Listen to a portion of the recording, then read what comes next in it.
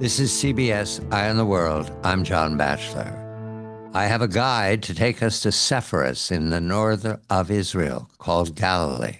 His name is James Tabor, a retired professor of religious studies at the University of North Carolina. He's also taught at Notre Dame, and he's now a distinguished fellow at Hebrew University. His new book is a revelation to me in most instances. A few places I'm familiar with, but that's where the Bible and I have traveled in pursuit of Mary, the mother of Jesus. The book is The Lost Mary, Rediscovering the Mother of Jesus, a new historical investigation of the most powerful woman in the world, and it's necessary for us to go to a place called Sepphoris, which is why I depend upon the professor to help me understand why I never heard of it before. Professor, I'm not only a good Sunday school student once upon a time, the Methodists, the Presbyterians, and the Congregationalists. I graduated seminary, Union Theological Seminary. Never heard of Sepphoris. Now, this is Roman remains you've excavated there, and I begin there because that's where Mary was born, where her parents raised her before the adventures that we know as the coming of Jesus the Christ. Where is Sepphoris? Why did it disappear? Good evening to you. Good evening to you, John. Great way to start. Let's ask people to go get their old family Bible if they have one around the house, and it'll probably have maps in the back. And this will be a kind of an interesting thing to discover. Look at the Galilee, find Nazareth. It will be definitely marked in a Christian Bible, very big, when it was actually a small village of maybe 100 people. But to the north, and I don't mean way to the north, 3 or 4 miles just to the north, it's a suburb of the largest city in the Galilee called Sepphoris. Now, Sepphoris is the Roman capital. The contemporary Josephus, who's the historian of the time, he calls it the jewel of all the Galilee. The illustration I usually give my students, John, is imagine a famous person 100, 200 years from now. Somebody writes their biography. They're from outside of the metro area of New York City in a little suburb. And we only know the name of the suburb. And somebody writes their whole story, but never refers to New York City. And we would ask them, well, what about New York City? I mean, the person is basically a New Yorker from the city just because they're outside. And the answer might be, well, I never heard of New York City. Well, you wouldn't know much about that person. And that's the case with Mary. We drop her down in a little village, but we don't ask, where is that little village? Yes, it's in the north of the Galilee, but it's just walking distance from the urban capital on a hill. In fact, that famous statement in the Sermon on the Mount has to refer to Sepphoris. So Sepphoris is mentioned, but not by name, I think. And what is that statement? A city set on a hill cannot Uh, be hid. Isn't that interesting? There are no cities on a hill anywhere in the area except for Sepphoris. So when Jesus was growing up, just south of that major urban center, it's a Roman city, you could see the lights of the city, and that's what he's talking about. So, what else is there? Crossroads, north, south, east, and west, going up to Damascus, down to Egypt, across to the coast, to the Galilee. There's a huge water reservoir that provides the city and the whole area with its water source. It's the largest in the north. So we're talking about an urban capital outside of which Mary lives in her married life with Jesus and her children. But we have a record that she was also born there. Very few tourists go to Sepphoris. They skip it. They all go to Nazareth. It's hard to work in two visits in one tour, close to one another. But as you mentioned, I excavated there for 3 seasons with the late Professor Jim Strange. And we excavated a first century building. And talk about exciting. I took my students from UNC Charlotte, and when we finally got down to the first century level, they're studying Christian origins with me. They don't want to do just the Crusader and the Byzantine and so forth. They want to do the first century. And they would ask me, Dr. Tabor, do you think Jesus may have laid some of these stones. Now, why would they say that? Because Joseph, Jesus' father, is a tecton. I know it's translated carpenter, but tecton, we get our word technology, but particularly architect. A tecton is someone who builds. Uh, you could build out of wood, but they don't build buildings out of wood in the time of Jesus. You do door frames and different kinds of wagons and so forth. But if he's a tecton and Jesus is the son of a tecton, now I'm imagining here, or reimagining is a word we used in our former conversation, that it's a building business. They're not day laborers out on the road somewhere with not much work to do. Because not only is Cephas the urban capital, but it's destroyed in 4 BC. When Herod the Great dies, the traditional date is 4 BCE. Chaos breaks out in the north, in the Galilee, and also in the south. Three different messianic pretenders or aspirants, let's call them. They're aspiring to be the Messiah, the new leader, the native king of Israel, rise up. But one is in the north. His name is Judas, son of Hezekiah. Herod had defeated his father years ago. That's how he got in power. Now the son has risen up, the Jewish Judah, son of Hezekiah, and he breaks into the armory of Cephas, takes the weapons, and begins to ravage the country fighting against the imperial forces. The Romans send down 3 legions under Varus, the famous general Varus that Augustus dealt with much earlier on the German frontier, and they utterly put down the revolt very severely. They burned Cephas to the ground. So when Jesus is growing up, Cephas is being rebuilt by the son of Herod the Great. His name is Herod Antipas.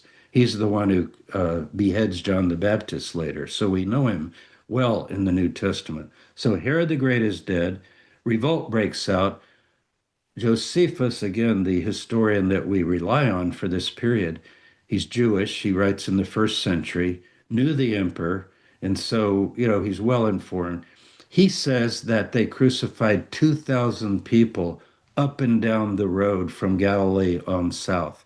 As an example, don't ever think of this again.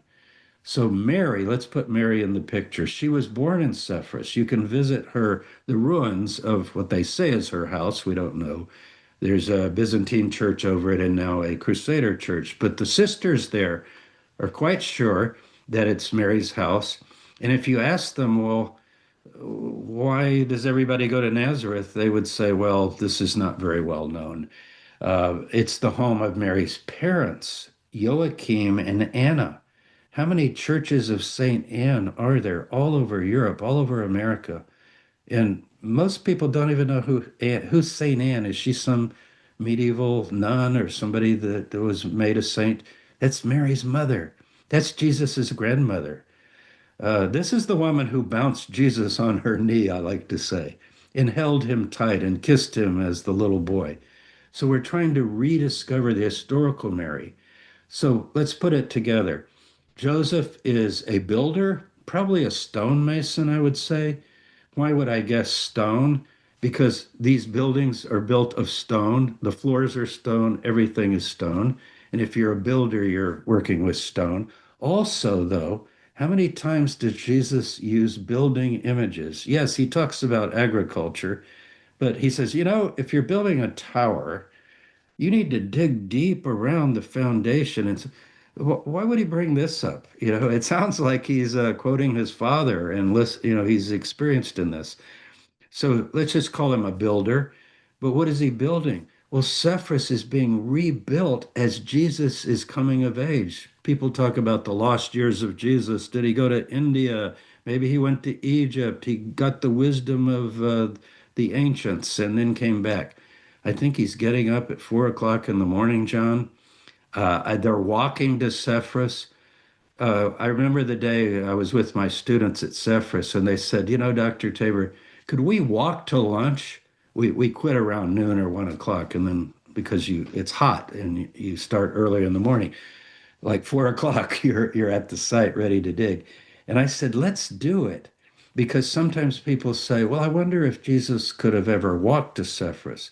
It took us 45 minutes. We just walked Right. on down to Sepphoris. It's downhill and then across the valley and up. And we had falafel in Nazareth. And oh, on the way walking, it was just, it's still countryside after 2,000 years. And we just imagined how many times the roads are still there. Just that Jesus and the boys. Remember, he has brothers, James, Joseph, Jude, Simon. They're all coming up. The girls are at home, working probably with Mary as the mother, the matriarch of the family. It's a whole new imagination. But here's Let's what I want just to leave you with. Sepphoris is burning. Jesus is about a year old, we think. If you put his birth at 5, and now we're in 4. Mary is holding Jesus, nursing him, and could see the smoke and smell the smoke of Severus going up in flames and see the crucifixions and thinking, what is the way that we could bring about the kingdom of God? Because I think she's a spiritual woman. How is the kingdom of God going to come? Is it going to come by military overthrow of Rome? And she can see the results of that attempt, or some other way. I put her at the center of that kind of thought. I think she was the matriarch of the family, and Sepphoris is a good way of introducing that. Mary's born in Sepphoris. Nazareth is nearby, and there is where Mary spends her life with Joseph, her husband, who knows that he is not the father of the firstborn, Jesus, the Father, the pursuit of the Father. It's not been walked away from. There's a lot of speculation, and the word Pantera is the key to the speculation. James, quickly, who was Pantera, or what is the best assumption today about Pantera? It's interesting that we just did Sepphoris because the name Pantera first comes up in Sepphoris, on the streets of Sepphoris, where rabbis are walking around. It's the early second century, so about 70, 80 years after Jesus' death. They remember him. They call him Yeshua ben Pantera. Very odd. I'm giving the English, not the Aramaic. So, why would the rabbis who are living right there know him by a different name? Why not Jesus, son of Joseph? They know something. And what they know is something we have to unpack. In the book, I call it Mary's secret. So, we're going to reveal the secret, not all of it, because we don't know exactly what she thought. But let's put it together. Now, if I'm filling out Jesus's birth certificate, let's say I'm a historian, uh, you could say, no human father. I don't accept that as history. That's theology, it's mythology, and so forth. I cover that in the book. If someone believes it, that's fine, but we're talking history here today and in the book. So, what can we say about that name? Why would rabbis call him Jesus ben Pantera? It's not a pejorative or negative term. In these conversations, which I recount in the book, they're speaking positively of Jesus. It's just a tag. You know, Jesus, Yeshua ben Pantera said this and that. And one rabbi in particular who gets sort of censored for it, Eleazar, he rather likes what Jesus said. We won't go into what he said, but the fact that they're quoting him as a positive rabbinic authority, but calling him Jesus, son of Pantera. The next time it comes up is much later, about 180 CE or AD. And it's with a critic of Christianity, a philosopher, a sophist, and he's slamming the Christians for their stupidity and foolishness, and he's just spreading the gossip thick. And what he says is, you know, I have heard from different Jewish sources, kind of like street gossip, basically, that Mary slept with a Roman soldier and he seduced her, and therefore Jesus is the son of a Roman soldier. So Origen preserves that text for us. But other church fathers, particularly Epiphanius, who's a little bit later, he says that's a family name. It's not a negative name, it's in Joseph's family. In other words, Joseph could be called of the Pantera tribe, So it could even be an individual in his ancestry, or it could have been one of the kids in the Joseph family, in the Mary family. These families are probably related. There could have been a young man named Pantera. Then we have to go all the way to Germany. And on the Rhine River, in a little town where the Neha meets the Rhine, it's called Bingerbrook today, there is a Roman camp in a cemetery. And in the 1850s, when they were building a railroad, they come across a tombstone monument. This soldier was cremated. His name is Julius Abdes Pantera, and he has Tiberius's name in there as well. It's in the book. I give it in Latin and English. Details aren't important. He's a Roman soldier. He bears that name. He's from Tyre and Sidon. So we don't know if he's the father, but a possibility that I explore in the book is that he was captured by the Romans and pressed into the army, served 40 years, and ended up on the Rhine River. So that's the possibility that I explore in the book. Most scholars would say Jesus is the son of Joseph, and maybe he was. But I want to explore it all in my book. And let me just add one thing on Pantera or the soldier. I don't take the position that when Mary was with Pantera, he was a soldier. I would say he's a Jewish boy. It's a name of the Jewish family. And therefore, he got carried away, perhaps, and pressed into the Roman army, but he's not a Roman soldier when she meets him. That's important because I've been quoted. Tabor thinks Jesus' father was a Roman soldier, which I don't think. I think he was a relative of the family, a young boy. Church fathers over 2,000 years are uncomfortable with the idea that there is a father who is not Yahweh, not holy. And therefore, they've come up with a parallel story. It's called the Proto-Evangelium of James. What does that inform us of James? What are they trying to achieve with this fantastic story? Well, I hope everybody will read it. I recounted a little bit in the book, the summary of it, but it's quite a tale. Here we go.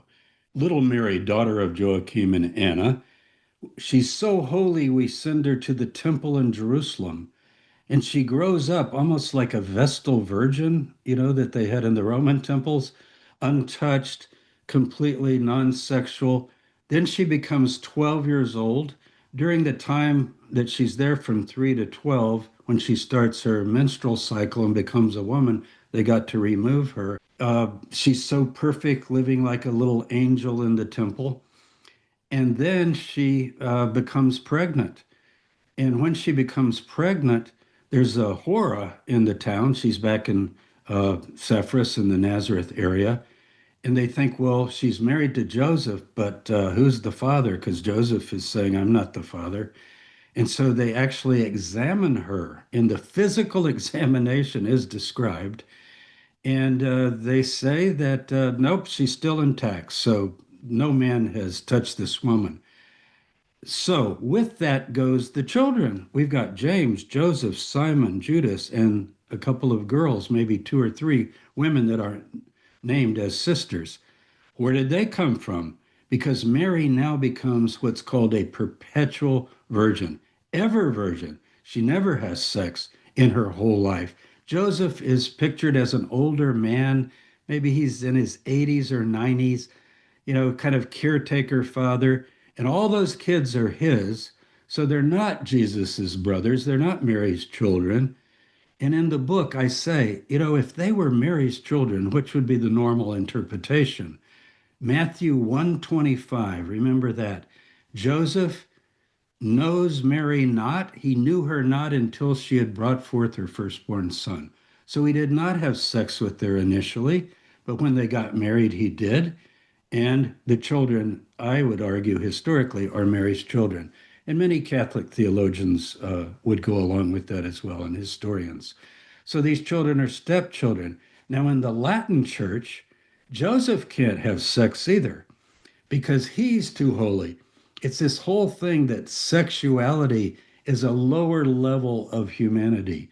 It's necessary, it's for reproduction, maybe for some level of bonding and pleasure, but in terms of having a higher spiritual life, you would live a celibate life. This is coming in the second, third, fourth, fifth centuries, and then it just takes over the world. So, according to the Latin Church, these are children of Joseph's brother. You see how it's moving away from Mary to Joseph, and then even Joseph he can't have sex with before Mary with his he's a widower, and so they have to be half brothers first, stepchildren, and finally cousins, all to avoid the idea that Mary lived a normal Jewish life. And in this book, John, I want to present the Jewish Mary. I want to give her back to her people. She's Jewish, she's in her faith, and she has a large family, eight or more children, and that is our historical figure of Mary. I admire her, and I'm amazed at her. Joseph apparently dies early. He's never mentioned after Jesus is 12 years old. So these kids come quickly, and he disappears, and now she's a widowed mother with seven, eight children. And that's in a harrowing time of great courage. Now, Anna and Joachim, the father and the mother of Mary, we know from this document. So it's not as though this document doesn't give us anything. The person's name, and Salome is named, we think the sister of Jesus. She's named, she's almost like a kind of a attendant or something at the birth of Jesus. Remember, these kids are older according to this text, so they can help out with Jesus' birth. Jesus is the new kid in the family, not the firstborn. So it's a very odd kind of thing. But Anna, I wish we knew more. One thing we learn from that text that I accept because of other evidence that I give is that they're not living in poverty. They're living in Sepphoris, the urban capital of the Galilee. And Joachim is described as a wealthy man with lands and flocks and herds. That's not something I think you would make up in the second century because the poverty idea was coming in, that they had nothing, nowhere to lay their heads. So you wouldn't make up the grandparents and make them wealthy. So I think there's evidence that the family is, I'm not saying they're rich, but they're landed and they're propertied. And picture Jesus knowing them all his life. How many churches of St. Anne are there in the land? And yet we never picture Jesus, little baby Jesus, being held by his grandmother or his father playing games with him and so forth. And the whole family, they would be getting together all the time on the Sabbath. It's 4 miles away. Where do you have Sabbath dinner if you're living in Nazareth and the grandparents are up the hill, about a 20-minute walk? So this is a whole picture of imagination of how Jesus grew up with a tight-knit family, with the grandparents around and so forth. There's another detail here that's important to introduce. John the Baptizer. You've done excavation, you've done archaeology work in a cave. Where and why? John the Baptizer, I call him Baptist only because people might confuse it with the Baptist Church, but it means the dipper, the one who immerses. He's from the south. He's from outside of Jerusalem. The traditional name is Ein Kerem. It's there today. You go west of Jerusalem, it takes about 15 minutes by car, but it's called the hill country of Judea, not the desert. That's on the other side.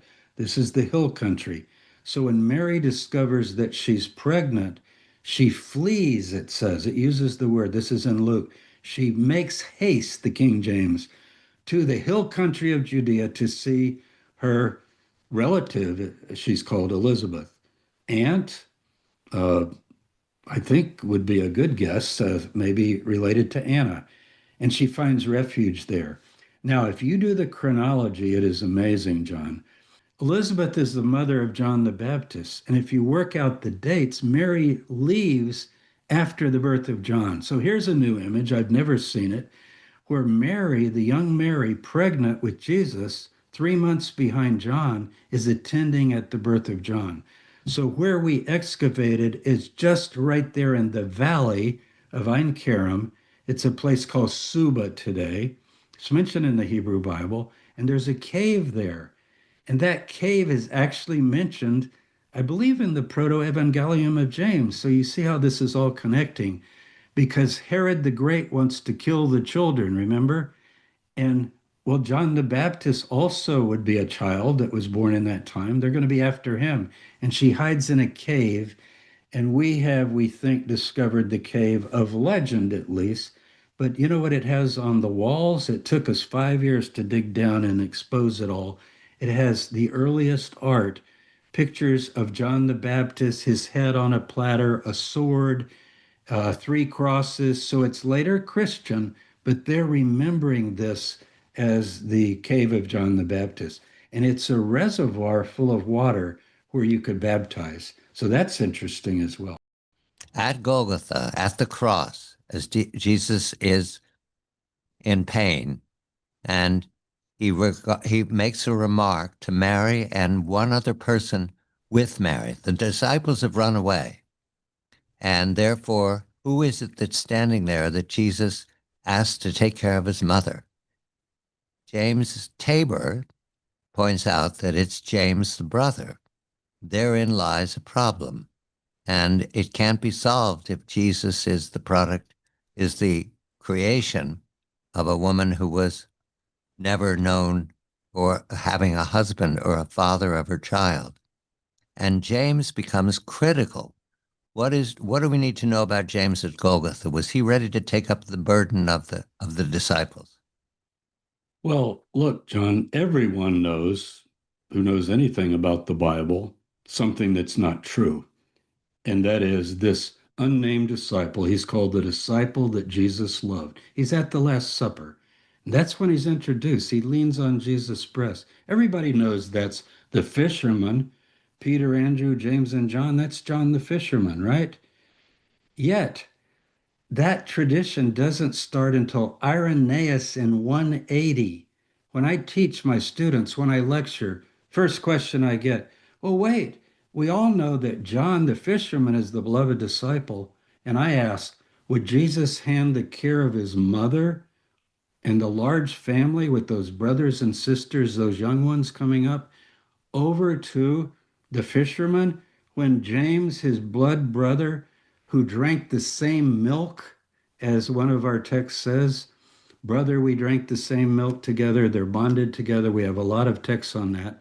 And then he becomes the head of the movement. Right. People think of Peter as the leader, he's the head of the 12. But who is the successor of Jesus? He's not Jesus, he's not the Christ, but he has to leave someone in charge. So we have a text from Nag Hammadi in Egypt, discovered in 1946. It's called the Gospel of Thomas. And in saying 14, the disciples ask, this escapes the censorship of any kind of ecclesiastical authorities. It's been buried since ancient times. And what do they ask? You're leaving us. To whom shall we go? And he says, go to James the Just, his brother. And then we find in the book of Acts, open your New Testament, Acts 15, the greatest decision the church had to make of that time, the Jesus movement, I call it. It's really not the church yet, the Nazarene movement. What was their greatest decision? What to do with the Gentiles? So in this meeting in Jerusalem in the year 50, Peter speaks. He's not in charge. Paul speaks. All the apostles talk about what should we do? Should we let non-Jews into the movement without converting to Judaism? Oh, and then James gets up, but he's not identified other than, and James stood up and hits the gavel and he says, I've heard everybody, my decision is. Who is this my decision is person? The book of Acts doesn't call him the brother of the Lord. But when Paul in Galatians, that's a letter of Paul, one of his early letters, tells about that same meeting, he says James is the brother of the Lord, and he calls him the pillar of the church, along with Peter and John. But he says, kind of sarcastically, the so-called pillars of the church. He's talking about the Jerusalem group, meaning that if they disagree with my visions, then we have a problem because I'm talking directly to Jesus Christ. So that creates, we'll get into that as we go on, I think, quite a dichotomy between those who are with Jesus and those who are having visionary experiences later. and who should you follow? So James is so important. He is the successor of Jesus and leads the group until 62, when he is stoned to death and beaten to death with a club by the same priestly family that had Jesus killed, the Annas family. And that's in the year 62. We are now past the crucifixion, past the rising from the tomb on the third day, past the ascension. Where does the energy, the momentum, the genius of founding the Christian church come from? Where? It's a place, Mount Zion in Jerusalem. And the professor has been there many times, has pointed to the excavation in and around where, and also remember the phrase, the upper room. Professor, take us to Mount Zion. It's just before dawn in Jerusalem. I think you spent some quiet time there when you arrived for excavation. What is the what is that where is that house, and what happens there after Jesus is dead? Good evening to you and gone to heaven. So you've got to imagine Jerusalem four square, north, south, east, and west. So this would be the southwest area. It's the highest hill in Jerusalem. So if you're on Mount Zion, as it was known then, not today. Today, people think of Mount Zion as where the temple was. This is higher than the temple. Jesus eats the Last Supper at the courtesy or support of a wealthy patron. I don't know if it was Joseph of Arimathea or Nicodemus. These are two names that come up in the New Testament as wealthy people that were secretly supporting Jesus. But whoever provided that room, it was done for him to be with his disciples and eat the Last Supper. So that's the upper room. Now, it does not exist today. But what does exist, because millions of pilgrims go there, it's the second most visited site. Church of the Holy Sepulchre, crucifixion, second, the upper room. But that is a medieval structure. What has now been discovered, though, through excavations back as early as the 1950s, is that it's built over the foundation of a first century building. And that building is actually pictured up through the Byzantine period on some of our mosaic maps. So you'll have the Church of Mary, and then next to it, this odd little building that is marked as a church. And that's the Church of the Apostles, they called it, and they actually preserved it. Later, the Crusaders rebuilt over it because the Muslims destroyed all of that. The foundation stayed, and they built this beautiful cathedral over that, and they incorporated the foundations of the little building inside the medieval church. Well, now it's safe for the ages. That's why we can visit it today. But we have to go down below to see the foundations. Now, you mentioned my 4 a.m. experience.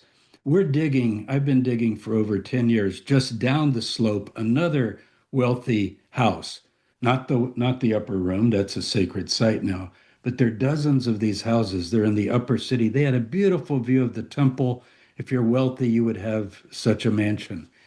And we've been digging one, but I like to get there early. I'm one of the co-directors of the dig. Several times I've gone up to this courtyard of that house that Mary lived in, that James lived in, that was the headquarters of the movement. And it's still open, even though the foundation would be below the ground, maybe 3 meters down. But you're in the space. It's the sacred space that I like. And I've sat there and I've wondered, is this the place, the hustle and bustle of an outdoor courtyard that is the same space that early movement thrived in? Think of the Apostle Paul coming in from Asia Minor. It says he goes up to Jerusalem to visit James, the Lord's brother. And I'm sitting there at 4 a.m. in the morning thinking, Paul walked through that archway right there, not the medieval one, but the one that would be below it, and came into the courtyard. And maybe James walked out to greet him, or more likely, Jesus' mother would come out and say, Paul, I heard you were coming. Welcome, welcome. Could we refresh you? And so forth. So this movie's playing in my head based upon the space where I am. And we know that when Jerusalem was destroyed, we should not have this anymore. The Romans leveled that area of Mount Zion. The 10th Legion even camped up there. When the Christians came back after the 70 CE destruction of Jerusalem, 5, 10 years later, we have records that say they rebuilt the little church of the apostles. That's what they call it because they think this, they say church, they mean synagogue. James, for example, writes in his letter, if a poor man comes into your synagogue, synagogue in Greek, he puts synagogue, it's not a church yet, but it becomes a church, go ahead through the ages and it becomes a church. So it's a house synagogue and it becomes the world headquarters of the movement. Peter's there, Paul's there, the apostles meet there, and the upper room is there. And Mary's there. Mary is Mary's the matriarch. She right. must greet all the visitors. People, can you imagine people that never met Jesus and so they come to visit pilgrims? I'm talking about in the first century. Pilgrims are later in the fourth. I'm talking first century people who come, Paul's converts, they come to Jerusalem for the festivals and they're coming and they say, would you like to meet Jesus' mother? Can you imagine what that would be like? Going in that courtyard, people lived outdoors, basically there's probably an oven and a fire pit and a well. Actually, you can see where the well was. It's actually marked today. So that's a holy site to me. And the Armenians are up there, and the Armenians revere James, not Peter, as the leader of the church. And they're the oldest Christian community in Jerusalem. And if you ask them, after Jesus died, who's in charge of things? They would agree with the Gospel of Thomas. They don't think it's Mary's child because remember, the Eastern Church says, no, these are children of Joseph by a different marriage. He's an old man. But they do know at least that he's James. And there's a street there that I like to walk down, John, and it's called the Street of Yaakov, James. We need now to ask a question that the professor addresses throughout his book. Where did Mary go in the record, Professor? Why does she disappear at this point? Whose idea was that? Well, she's almost written out earlier because she's mentioned in the book of Acts, chapter 1, day of Pentecost, when the church begins. The movement is birthed. Mary and the brothers are there. After that, she's never mentioned. I think it's because she died later, but I think she may well have died before 70. So perhaps in the 60s she died before the revolt. We don't know. It seems like we would have some record if she had fled. Now, we do know that the group fled under the leadership of Simon. Now, who is Simon?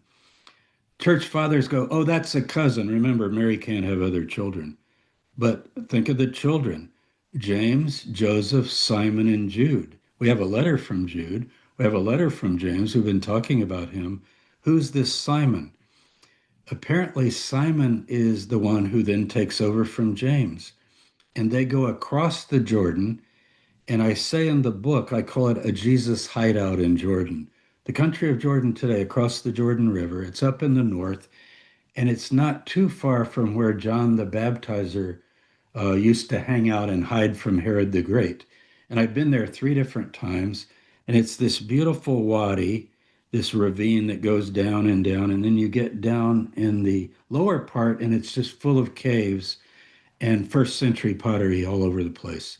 Now, just to the north is Pella, and we do have one account that says the group fled across the Jordan to the region of Pella, and I'm in the valley just south of Pella. So I think that's the Jesus hideout. They go back to that place that John the Baptist hid at, that Jesus had hidden in during the last years of his life Right. when Herod was after him. It's a safe place. It's mentioned in the book of Revelation, believe it or not. Revelation chapter 12, a cosmic figure bears the Son, Jesus, kind of Mary-like cosmic figure, the mother church or Israel, and the Son is killed and taken to heaven. That's pretty transparent. Then his seed, the remnant of his followers who keep the commandments, it says, flee into the wilderness to her place where she is fed for 3.5 years. Do we think Mary's with them? No. No, I she. don't think Mary's with them because we have pretty good accounts of Mary's death. Why did they not mention Mary? I think she probably died. She could have died in the 50s or 60s. I don't think Okay. as early as the 40s. But we know about her funeral, and she dies on Mount Zion. And if you go there today, the most prominent building is the Dormition Abbey, dorme to sleep, where Mary fell asleep. And that's the German church there, and they're remembering this is where Mary died. So I give you all the research on that. Mary didn't go to Ephesus. She didn't travel around the world. She stays in Jerusalem, our best records. These are later traditions. They put her everywhere. When they flee from Jerusalem, and Paul is writing his letters now, he'll be destroyed later. It's important to say that at this point that Mary is going to disappear from the record of the church. That's the mystery that cannot easily be solved. What is your thinking right now, James, having gone through writing this book down and talking about it incessantly?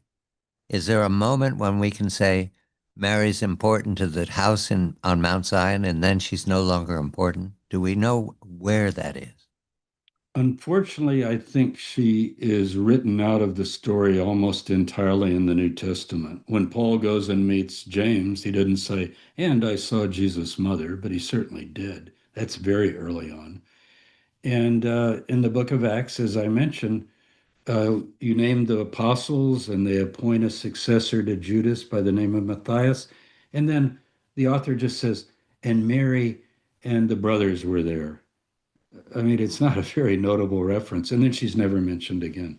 So in the New Testament, the last reference is in the year 30. You wouldn't even know anything about her except we have these later traditions and we can read back and we have the archaeology about the house and how people are visiting and so forth. I can't give you a date, but I think somewhere before 70. If she'd lived past 70, then you're really stretching the lifespan. But also, I think it would be noted. If we know it says Simon fled with the followers, it doesn't say he took his mother. Now, he's very old now Right. even as a child, he's quite old. And he later is crucified by Trajan, and he's over 100 years old. We have that in Eusebius. So Mary would have died before that, I think.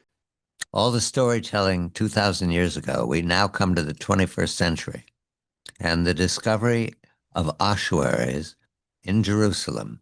James has been in the tomb with the ossuaries, where the ossuaries were found. Please continue. So in 1980, just before Easter, interesting date, who knows how history repeats itself, a bulldozer discovered a tomb south of Jerusalem in a place called Talpiot. Anciently, it has the name Arimathea, means two hills. Joseph is apparently from that area of Arimathea, the two hills. You can see it south of Jerusalem if you stand on Mount Zion and look south. So this tomb had an interesting set of names.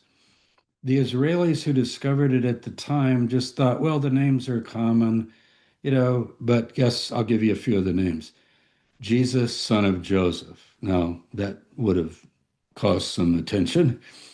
And then Maria, spelled in a Latin way, Maria, not Miriam.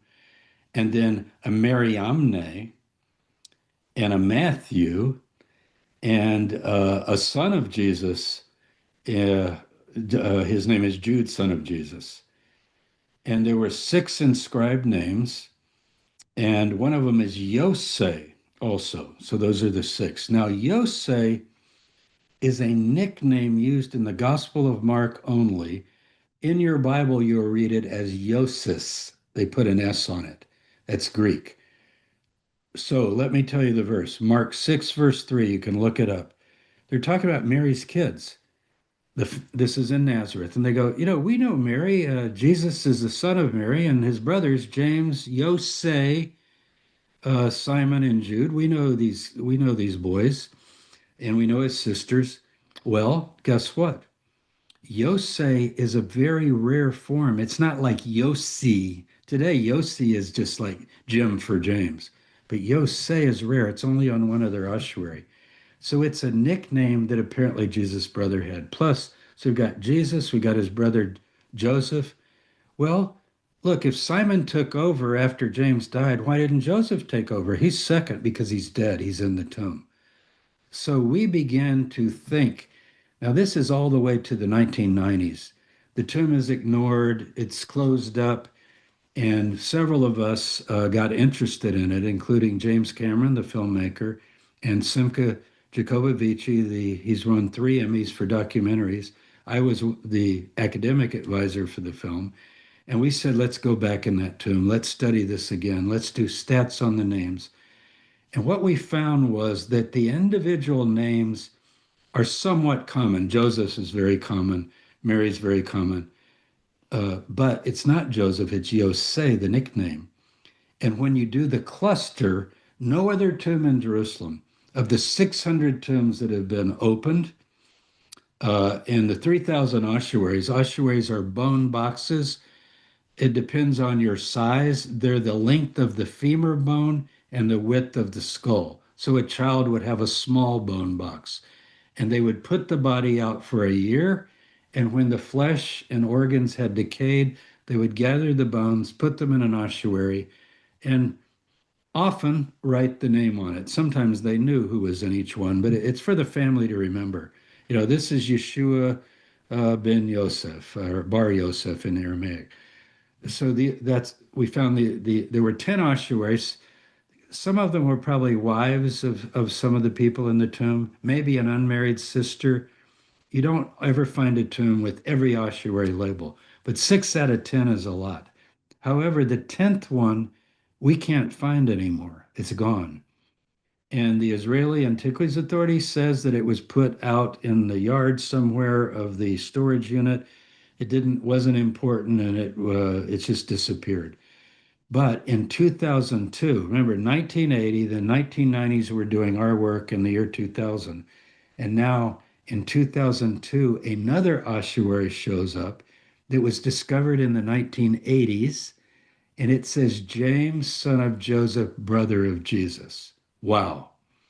If that is authentic, and there was a 7-year trial accusing the owner of forging brother of Jesus to make it more useful and more valuable. I know the owner well. I've talked to him many times. I emailed him today, in fact, John, because we're going to do DNA on these ossuaries. And he said, James, I didn't even know Jesus had a brother. I'm Israeli. I'm Jewish. I grew up with Catholics, and Right. that's what I think. And somebody said, "Well, he had a brother, and you put that." He said, "I didn't know he had a brother." I don't think he added it. Now, the trial showed that there was original patina in the letter Jesus. Patinas, these little microorganisms that grow in stone, you can't fake them. Someone said you could put a mixture of this material in hot water and pour it on, and you can easily tell with a microscope. It's all crumbled and broken. They're like little shells that form they're nematodes. They actually are living creatures that leave their tracks behind, and it's authentic. If it's from the Talpiot tomb, then we've discovered the Jesus family tomb. What's your thinking about the DNA trail, Professor? Well, what we did so far, because we haven't been able to finish, this caused such a controversy, we backed off for a while, but we now have a program in place to do DNA testing of all of these ossuaries, as well as others like the Hashmoneans. We have several priests from the time of Jesus. We have the bones of Antigonus, who was the last Hashmonean king that Herod the Great had killed, and Mark Antony crucified him. So DNA possibilities are amazing. Here's what we've done so far. It's limited. We've done Antigonus, but we only got his mother. To get the Y, which is the male side, is very difficult. But now we have the new sequencing DNA. The DNA we did, John, was in 2005. This is 20 years later in terms of DNA. If I hold this cup and touch it, you can get my whole genome from the fingerprint. It's unbelievable now. So this has not been done yet. And we are now in the process of gathering DNA from the James ossuary, the Jesus, the Mariamne, and so forth. So far, we just did two, Mariamne, who we think is the mother of the child, and Jesus. Because if they were brother and sister, which you can tell from the female side, the mitochondrial DNA, see, males have the Y and their mother, females just have their mother. So if you check Mariamne and Jesus, if they're brother and sister, then obviously she can't be, he's not marrying his sister. But she's not. She's not related to him.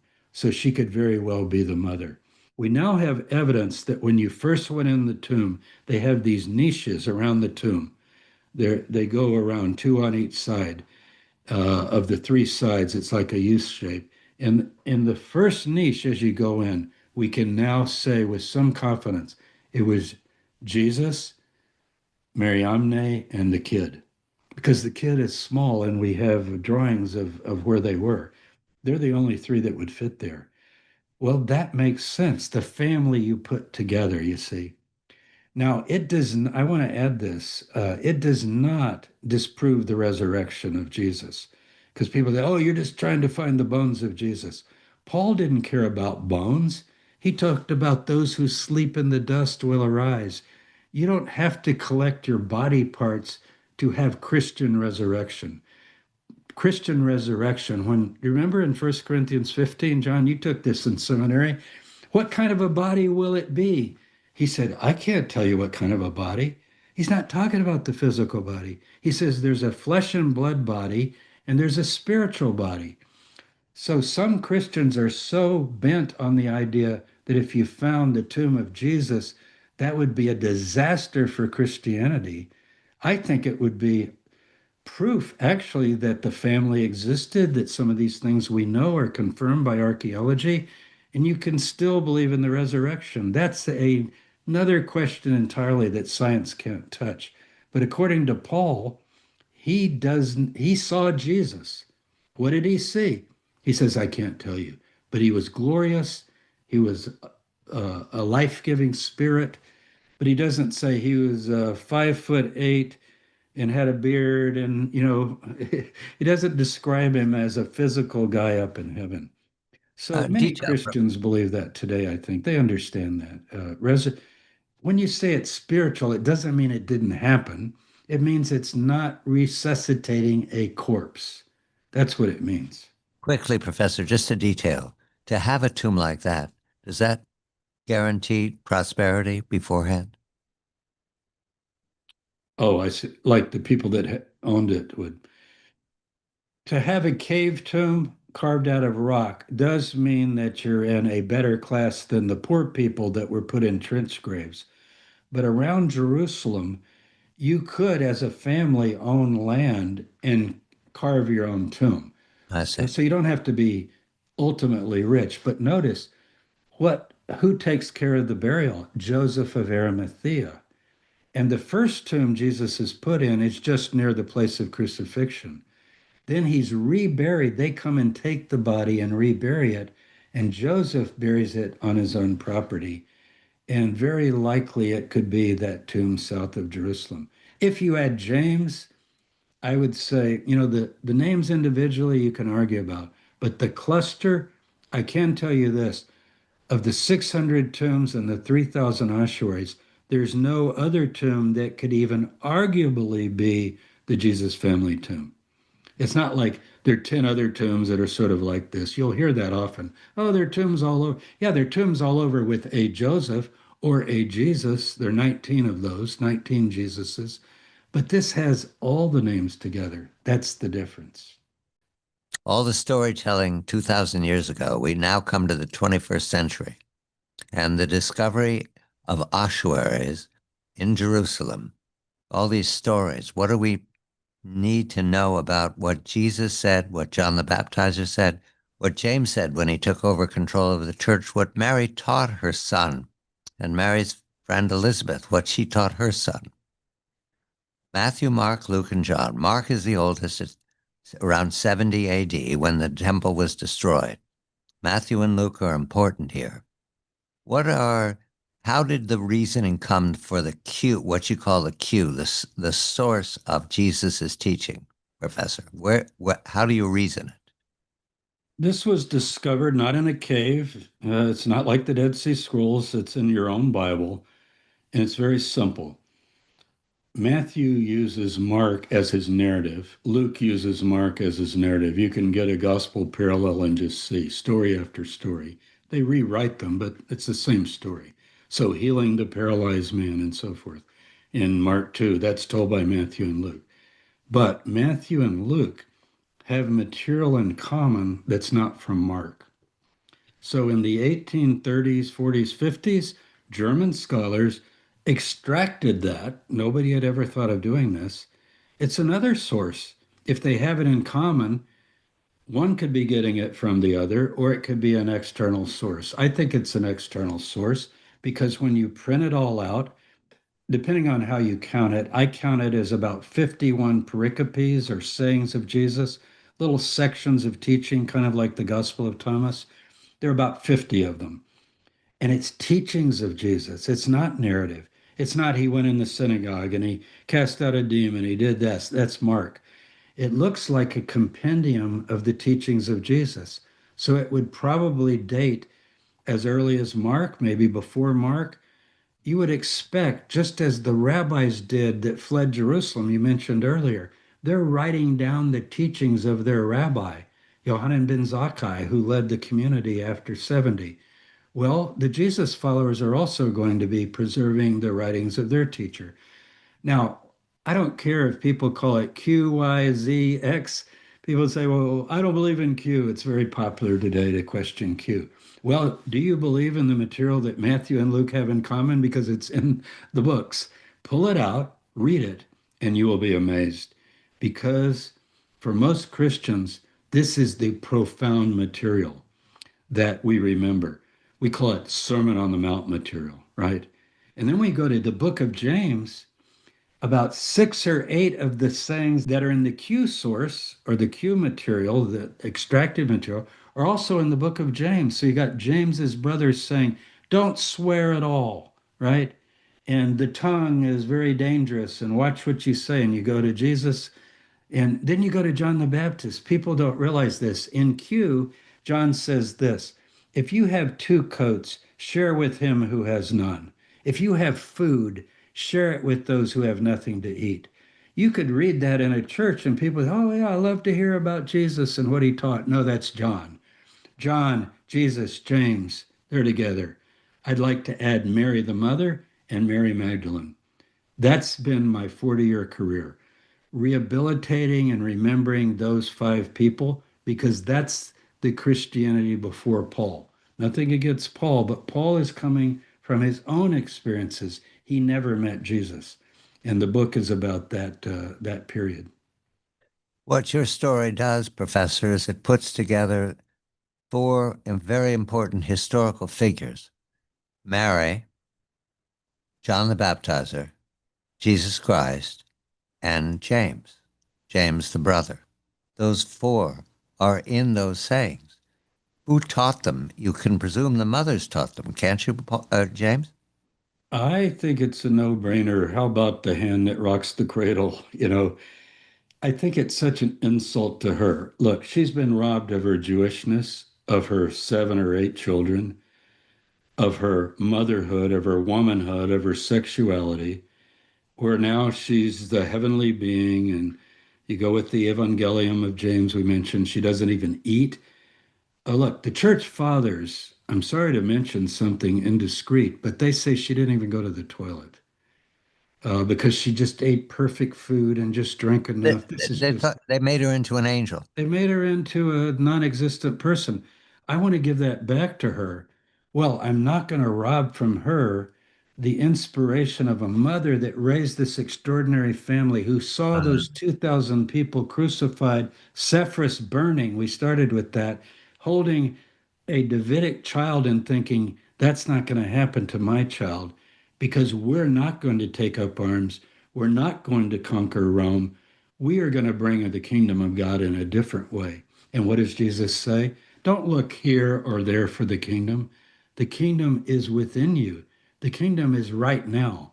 Already, not yet, is the way we theologians say it, or we historians. It's already here, but it's not yet here. because we still live in a corrupted world. But the seeds have been sown. Remember the parables? You sow a seed. First comes up the shoot, and then the branch, and then the full tree, and so forth. It's progressive. And I think the message that we distill in the back of the book, I call it Mary's message then and now, it's coming from the mother. I can't prove that. Someone could say, well, maybe she didn't have an idea in her head. Well, first of all, that's kind of an insult. Was Michelangelo's mother, did she contribute to him?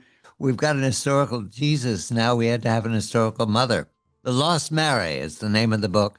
Rediscovering the Mother of Jesus, a new historical investigation of the most powerful woman in the world. Professor James D. Tabor is the author. This is CBS Eye on the World. I'm John Batchelor.